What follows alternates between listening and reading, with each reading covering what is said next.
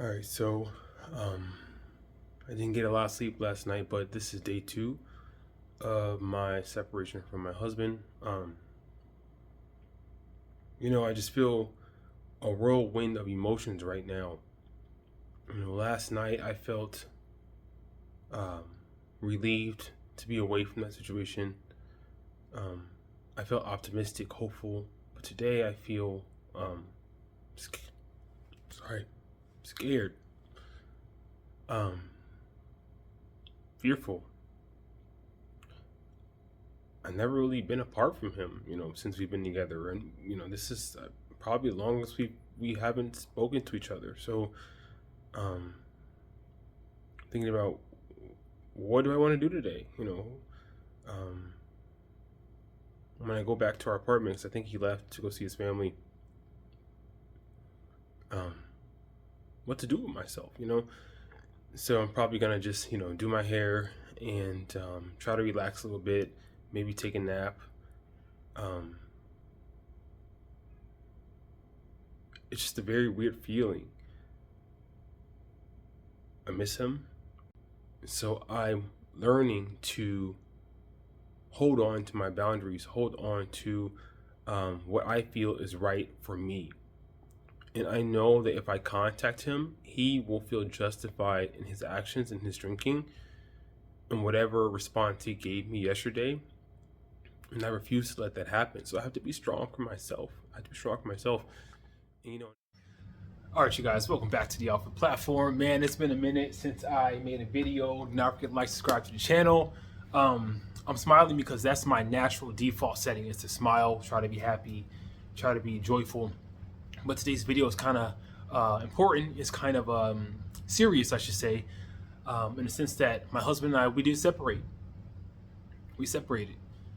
And I want to come on here and talk about that separation and what I feel like I did wrong. And I also want to talk about other reasons why I was gone for 2 months.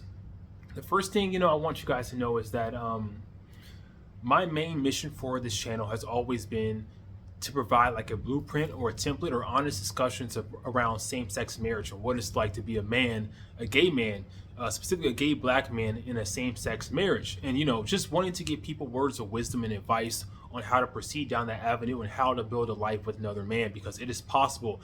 In many cases, I feel like it's easier to build a life with a man these days than it is with a woman.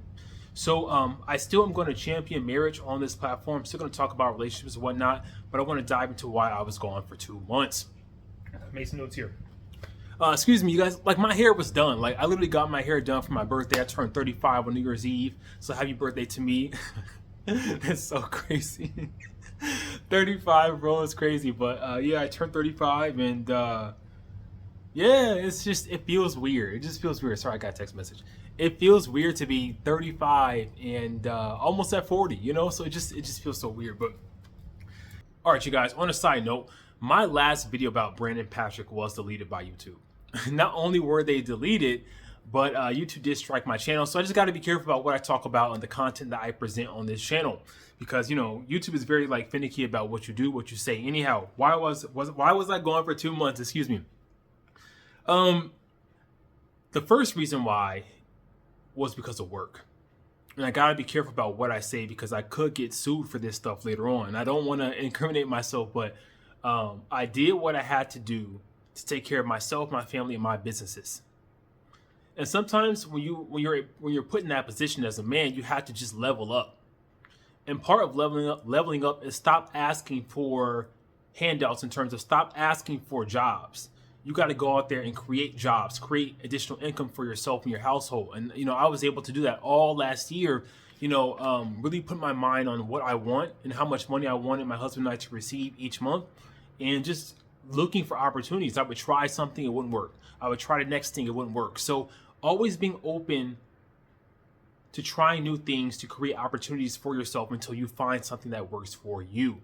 And that's what I do. I literally, no fear, don't care about the risk. I will take an educated risk or an educated guess as to how much risk I can take in terms of my finances and my career, and I will go for it, head forward.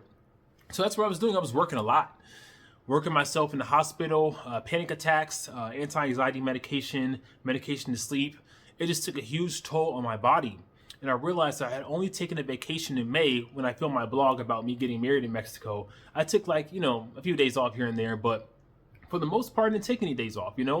So it came to the end of the year and I was just so burnt out by not resting, by just working as much as I was. And the money was good. Like my husband and I, we made more money last year than we had ever. Money was good. So now that I'm used to working these rigorous schedules, or with the rigorous schedule, I'm kind of used to it. But that schedule has died down and I'm looking for other opportunities to kind of fill that time, because I realize that time is money. So you may look at 30 minutes, but I'm looking at 30 minutes as, I could have done X, Y, and Z to make extra cash on the side. So I'm setting up some deals with a doctor that I know here in town. And hopefully he will hire me, or not hire me, but hire my business. And I'll just be like a contractor on his payroll. And that will help me to try to start my second, how can I put this? My third side business.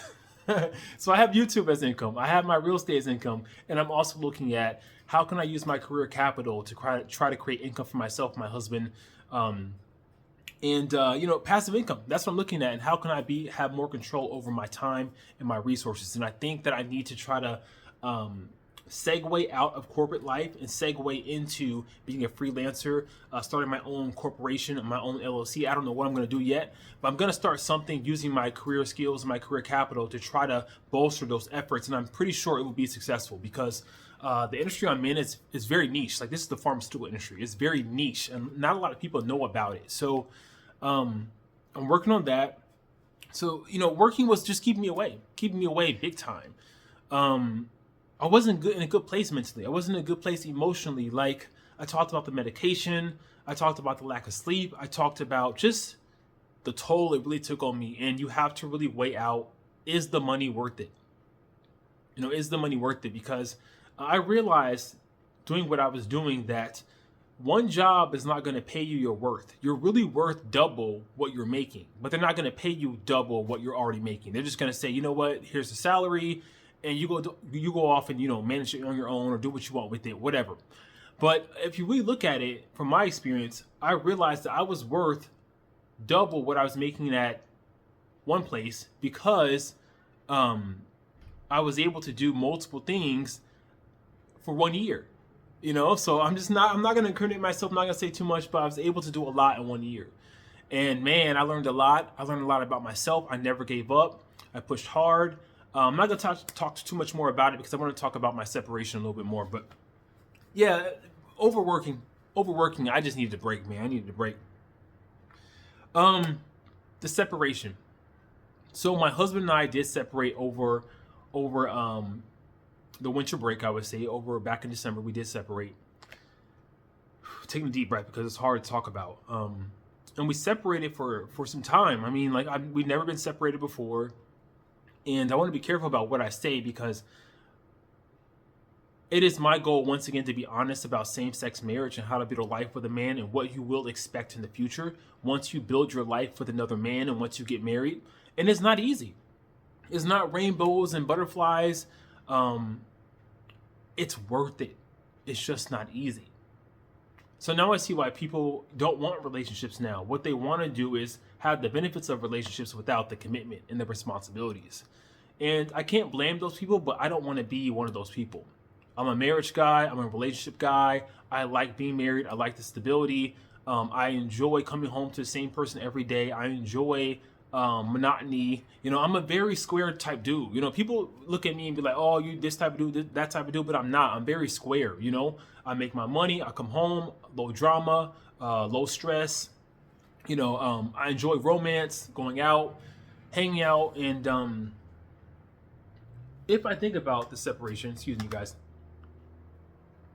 If I think about the separation, in a marriage, we all have a hand to play in the downfall of that marriage, or the rough patch of that marriage. And I am no exception. So I'm not going to talk about what my husband did wrong, but I'm going to talk about what I did wrong. One of his complaints regarding me to our couples counselor was the fact that I've changed a lot. And I know I have. Bro, I've changed a ton. I talked about me changing physically, how I look, my personality, my ambition, the amount of money I make. Everything changed when I hit 30. my body. I think that was very hard for my husband to handle. He was used to one type of person, and then all of a sudden he transforms to a different type of person. Better yet, granted, I'm better now than I was before, and I think that's hard. That was hard for him to adjust to. Like all of a sudden, your dude is getting looks at the club when he wasn't getting looks before. All of a sudden, your dude has this body that he did not have before. All of a sudden, clothes is fitting like this, but they weren't fitting like that before. And I can't help it, it's just my natural body. This is just how I was born, and I cannot help people's reaction to me when I go out in public. I'm not saying I'm a model. I'm not saying I'm caught up in myself. Nothing like that. I'm just telling you guys the reality of the situation. So regarding my separation, during the separation, I made the decision to go out.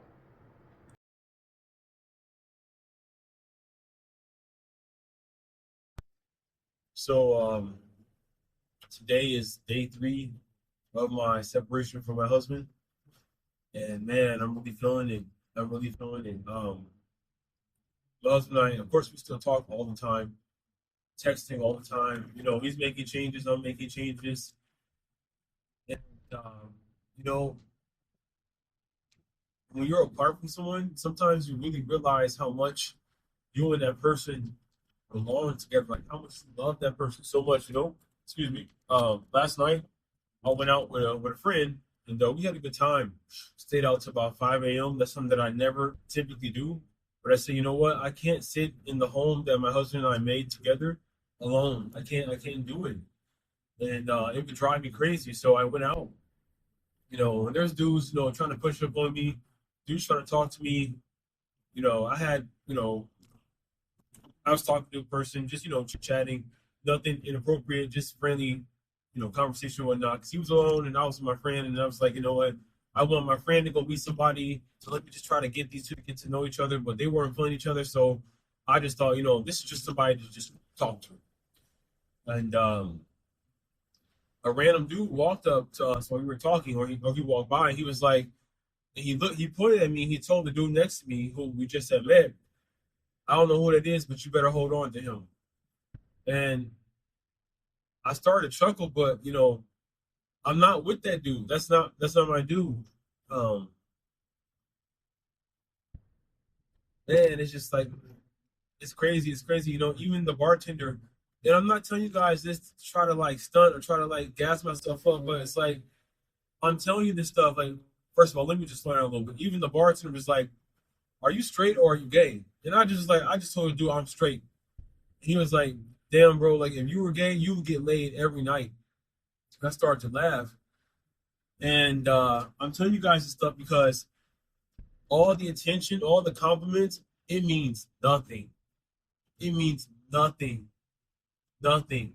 Matter of fact, as I was in the Uber at 5 a.m. getting back to my hotel, alone, by the way, I don't want y'all thinking that I was out there, doing me. That was not it. Um, I felt worse. I felt worse than I did before I had gone to the club. Because typically, if I go out to the bars or whatnot, I'm with my husband. My focus is on him and having a good time with him. I really don't have time. Well, I really don't pay attention to my surroundings. I really don't pay attention to other people too much because I'm really just focused on having a good time with my husband, like I said. And today was like, I think the first time I've been out without him. I can't remember the last time, but I got to see the club life for what it really is. And I would pay attention to people's faces. And I watched people get faded, and I watched people numb themselves because in my heart I feel like these are people that just want to be loved. So many much we just want to be loved. That's all we want. And it's like we can't. Some of us can't find the right dude, the right situation, the right timing, whatever. So we just go to the club and get faded and just try to forget about it. Then wake up the next day and feel the pain all over again. So I got to get back to my dude. It has to happen. So I'm gonna take a flight to Chicago um, this week for my birthday. I'll probably spend Christmas with my grandma, then take a train to Chicago for New Year's Eve, and I'll be with my husband again. Life just isn't the same. It just isn't the same. Like I'm a relationship type of dude. And that's what I was telling like the friend that we had made that night. I'm a relationship man. I'm a marriage type of man. Some of us are strong out here. Some of us can be single and do us and live our lives and not think about it. But people like me, like I love. I love this man. You know, this man is all I know. And I always tell you guys, like, I'll never forget us going to the doctor together. And the nurse was like, man, you guys have the same exact blood pressure. I've never seen that before. So it's like, I can't, like, you know, even though we have our issues, we're working to get better, we will get better. It's not easy to just separate, you know, and just go your separate ways with somebody that you really love and you build a life with. Sometimes you need to be shocked. You know, you need to wake up. You know, you get into the motions, the routine of living day to day life, taking each other for granted and whatnot. And sometimes you need a shock to just realize how fortunate you are to have this person by your side, loving you, like loving you unconditionally. And you know, he feels the same way that I feel. So we're going to reunite, and I'm looking forward to it. You know, I think about it all the time. I fantasize about it, and sometimes it hurts to breathe. Like, it hurts to breathe. So uh, just can't wait to get back to him. Can't wait to get back to him.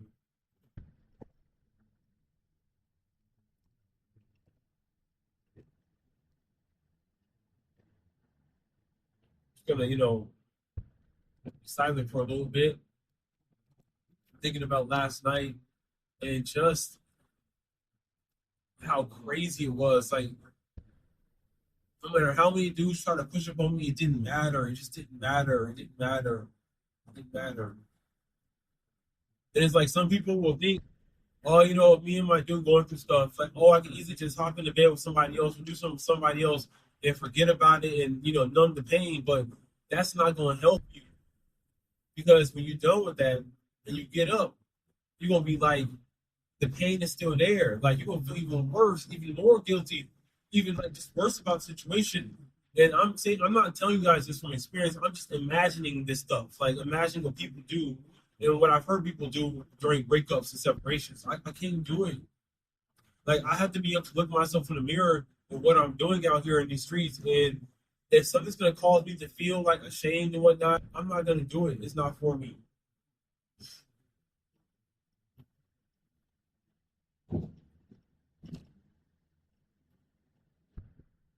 So it's hard, bro. You know, even you know, my friend that I went out with last night, I know the dude like me. You know, I know he likes me.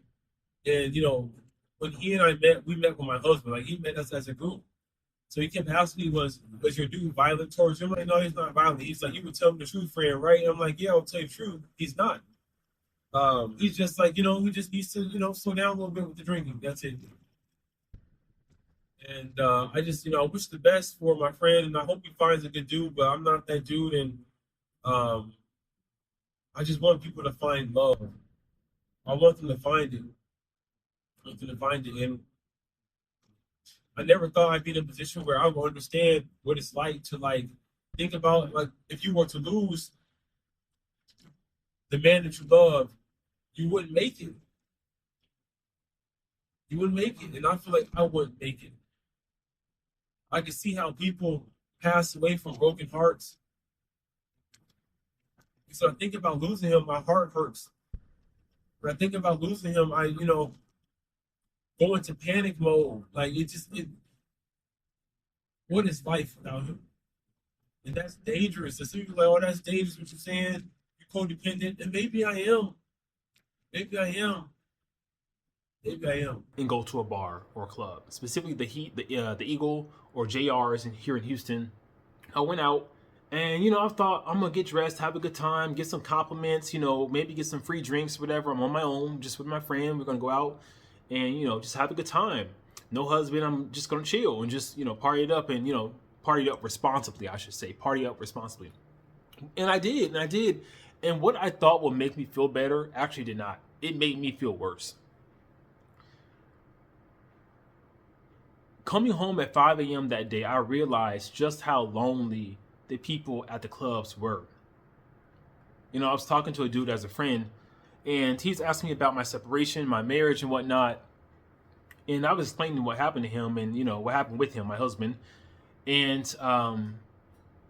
the dude that I was talking to was 37 and still looking, you know, and that's okay. I realize that people get older and, you know, some of us are still single, which is fine. And we hold out for relationships, which is fine. But his last relationship was when he was 22. And he was living in Atlanta for 6 years. And I know that there's a lot of gay people in Atlanta. So with that in mind, why were you not in a relationship during your time in Atlanta? Like, why was your last relationship when you were 22 years old? It doesn't make sense to me, you know? So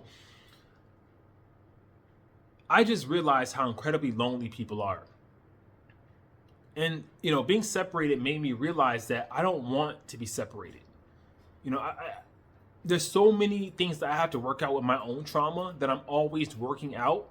Even though I'm 35, still working on myself, still working on my stuff and unpacking it. And, you know, I always believe something good comes from something bad. And although we did separate, I learned a lot about myself. I learned a lot about my marriage. I learned sometimes you need that shock to wake you up, to make you appreciate the person that you have. I'm not saying that I was taking him for granted, but I definitely felt like I could have stepped it up a little bit. You know, I was the money, the household chores, you know, giving as much love as I could, the sex, like doing what I could to just keep the relationship going. But I think that working so much and running businesses really took me away from what is supposed to matter first in my life, and that is my marriage. So right now, you know, during the break, my husband and I, we visited our respective families in Illinois. You know, he went to Chicago, I went to Springfield. And, you know, while I was in Springfield, my grandma is dying of cancer, stomach cancer. So I spent a week with her, helping to take care of her, just spending time with her. And that was a huge blessing for me. I really enjoyed my time with my grandma and, you know, her departing words to me, because we had this feeling that we would never see each other again after this. I told her, Grandma, when you pass, come see me. You know, I truly believe that we can still have a relationship with those in the spirit realm. Like sometimes, this is going to freak you guys out, but there's been moments in my life when I have seen people that are not of this earth. People that will appear, then they're gone the next minute. You know, people think I'm crazy, but whatever you think is fine. I know what happened. So I just asked, you know, visit me. You know, our code word, when you're here, if you're ever here, our code word will be love. Like, tell somebody to come up to me and say love, and I'll know it's from you. Sorry, it's our parents. I'll know it's from you. She told me to be strong and to never stop being myself. And I really appreciate that. You know, as someone on her deathbed, literally dying, the fact that she had the wherewithal, and she's at a higher level, a higher plane of life right now, to where she can still look down and say, hey, Alfred, keep doing what you're doing. Keep being yourself. That is the goal. That is the trick. That is the blessing. Is you are the blessing. Who you are is a blessing. That meant a lot to me. You know, because people who are not on their deathbeds, they won't say that to us. They won't give us that recognition, but she did, and I really appreciated that. And I cried a lot, but you know, this is life. This is life, and people die, they pass on, and I just want my grandma to not be in pain anymore. So as I'm losing my family, I realized that marriage is there to help ensure that you have another family to go home to when you get older. So right now, my grandma, 74, 75 with cancer, about to pass away. My mom is single, which is fine, but I realized through her, looking at her experiences, that once her mom leaves, she has no one, like her, except her children, I should say. But she has no mother, no father, no grandparents left. So, you know, let's say you never had children. Who would you have after your immediate family passed away? Nobody. So when I was separated, I started to realize that, like, wait a minute, you are separating yourself from your family. This is not good. Same thing with him. Like, his only remaining relative left is his mom and his sisters, of course, but they have their own families, right? So he has his mom left. And once his mom passes away, who is he going to have? Like, he can't, the sisters have their own lives, of course, their own boyfriends and kids. They have their own stuff going on. So as gay men, I should say, we get left out to the back burner, I should say. We get left on the back burner, excuse me, because we don't have families of our own. We don't get married. We don't cultivate relationships. And I really wish that would change. Like, it really needs to change because it's not wise. It's not wise for us not to be having children. It's not wise for us not to be building a home with another man, a foundation with another man. So with all that in mind, marriage is valuable. My husband is my family. Him and I, we don't stay separated for long. This is our first separation, and I would say it lasted for about, I would say, a good 5 days. Because we've been together so long. Like, I practically grew up with this man. Our lives are intertwined, money. It's hard to break up with somebody like that. I'm not saying that I want to or he wants to.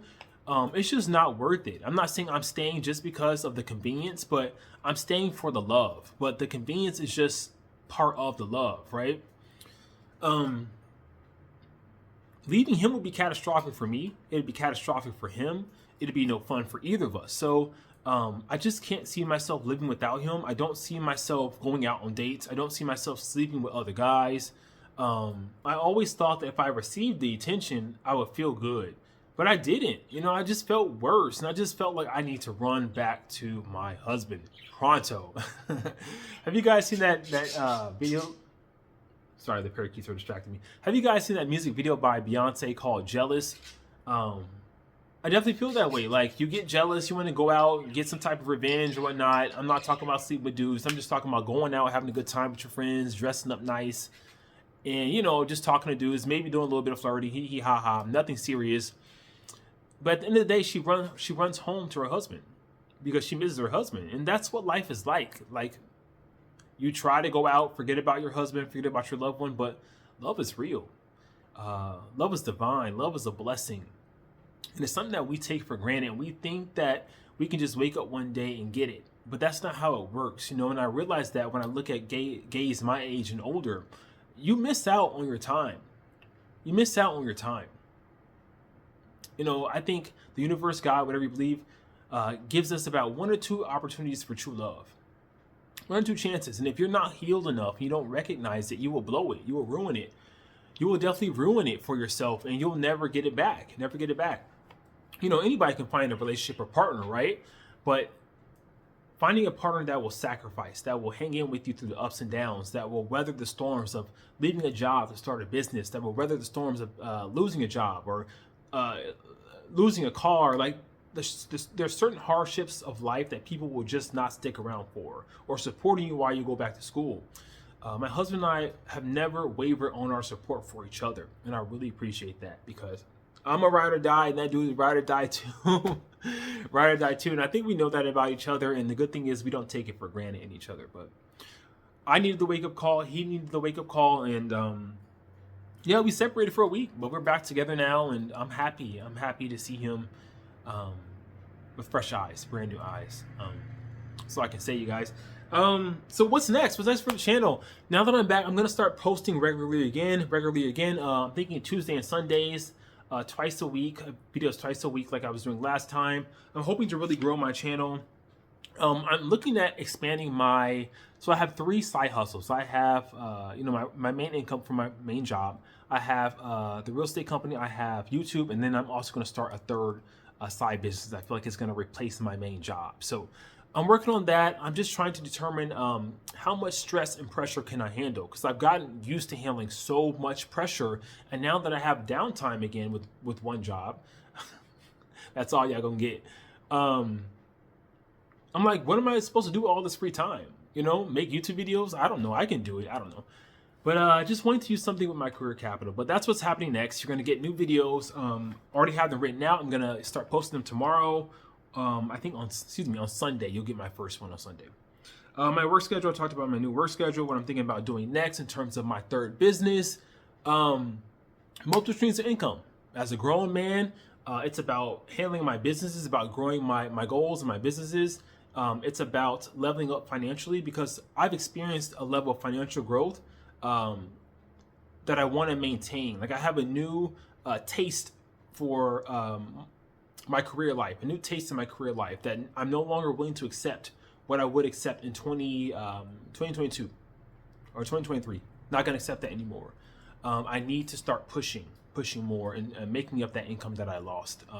When I decided to make a transition at the beginning of this year. So that's what I'm doing right now. I apologize for the low energy, you guys. I'm trying to get used to making videos again. And also this is a serious topic for me. And I wanted to just, relay that seriousness. And I wanted to relay that seriousness to you all because it's important. Once again, to be honest, marriage is hard. Marriage is work. But I promise you, it is the most rewarding thing in life. As a gay man, it is my most rewarding experience ever, is to be married and watch that man grow and watch myself benefit from being married, because that's what it's there for. I could do so much on my own, but I can do much more with him. Instead of looking at men, other gay men, as a problem, start looking at them as assets. Who can be an asset to me? Because a lot of gay men, like there was just a video out where a gay man was dating a DL dude, right? And the DL dude ended up having like 1 or 2 babies on him. It was very popular. I saw you guys making videos about it. And I just thought, the gay dude that was paying all the bills and, handling all the stuff in the house, that's a dude y'all need to be trying to pursue. That's a dude y'all need to wife up or, put a ring on, because the first thing he mentioned was he don't care about how much money a man makes, his partner makes. And that's how I feel. Like, if I'm handling my stuff and I'm stable, why the F do I care how much money you make? Why? Why as gay men are we not allowed to take care of other gay men? But if I were taking care of a woman, it would be perfectly fine. I don't mind taking care of a man. Like, if I love you and you love me back truly, what is money to love? What is money to love? So that's how I think about it. But yes, entertainment topics are coming back to the channel starting Sunday. Stay tuned. Wolf is back. Wolf Pack. Take care. Peace. It feels good to say that again, you guys.